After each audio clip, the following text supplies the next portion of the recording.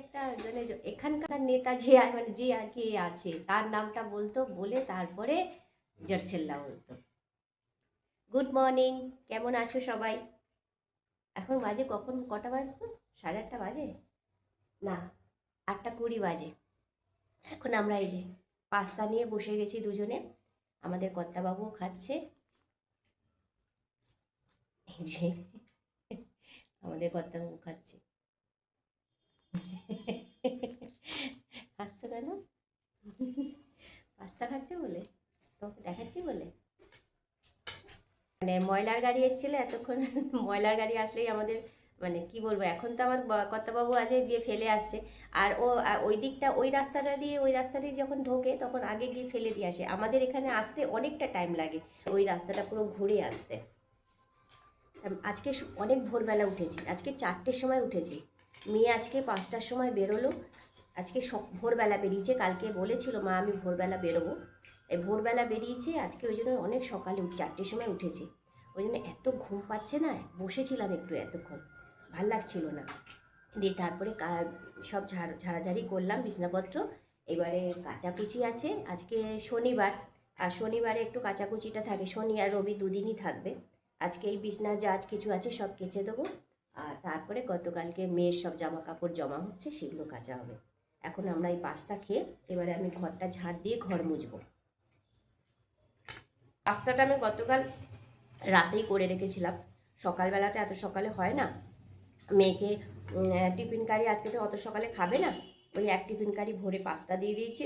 আর ইয়ে কী বলে, ফল দিয়ে দিয়েছি এক টিফিন কারি কেটে। বাকি চাটা করেছিলাম, খাইনি, দৌড়ে চলে গেছে। গাড়ি চলে এসছে, এখানেই গাড়ি এসছে, প্রাইভেট গাড়িগুলো থাকে আর কি, ওইগুলো করে আরও 2-3 জন মেয়ে ছিল, একসঙ্গে চলে গেল। অফিস গাড়ি, সকাল ভোরবেলা বেরোলে কি হয় একটা সুবিধা, ওদের অফিস গাড়ি এখানে আসে, বাড়ির সামনে এসে নিয়ে যায়। আর বেলায় গেলে তো তখন ওইখানে মেন রোড থেকে বাসে করে যায় আসে, এই একটা সুবিধা আছে। বা বেশি রাত হলেও এরকম প্রাইভেট গাড়ি ছেড়ে দিয়ে যায় বাড়ির সামনে।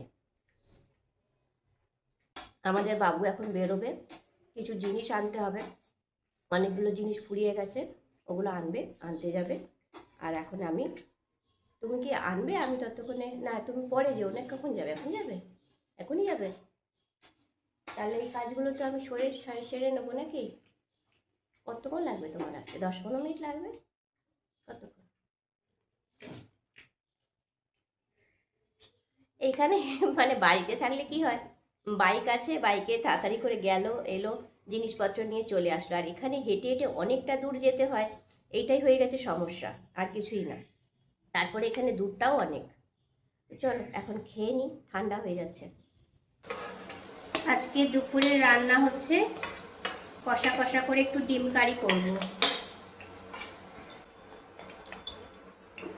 আর কাঁচা লঙ্কা এই যে কুচি, আর এখানে ডিম সিদ্ধ করে রাখা আছে,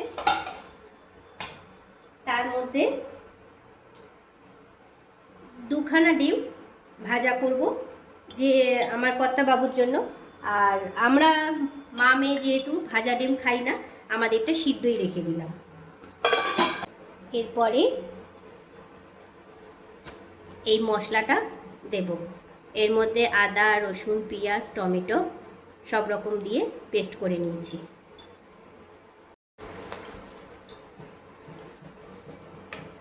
এবারে এখানে একে একে সব মশলাগুলো দেব।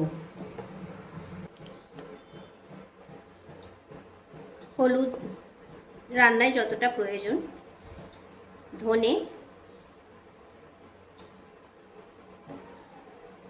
জিরে, তার সঙ্গে কাশ্মীরি লঙ্কা, স্বাদ মতো নুন, তার সঙ্গে একটু মিষ্টি দিয়ে দিলাম।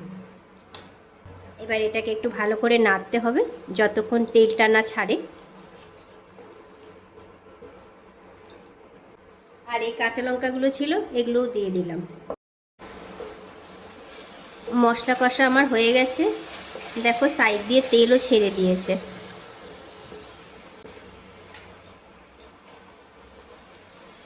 এবারে আমি একে একে এই আলু ভাজাগুলো দিয়ে দেবো এর মধ্যে।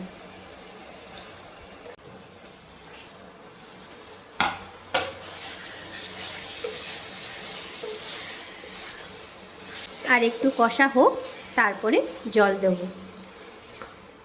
জল দিয়ে দিয়েছি, এবার একটু জলটা একটু ফুটুক, ঢাকা দিয়ে দিই, তারপরে একটু ফুটলে ডিমটা দেব। ঝোল ফুটে গেছে একদম, এবার আমি একে একে ডিমগুলো দিয়ে দেব।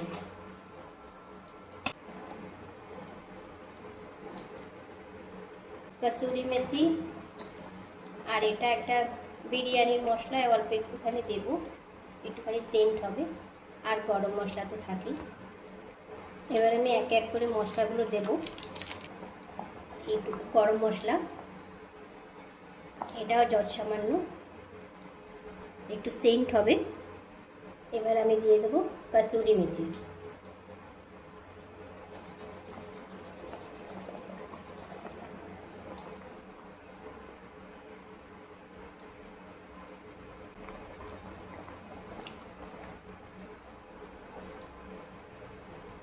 এবার ঝোলটা একটু ফুটুক আর একটু শুকনো হোক, ঢাকা দিয়ে দিই।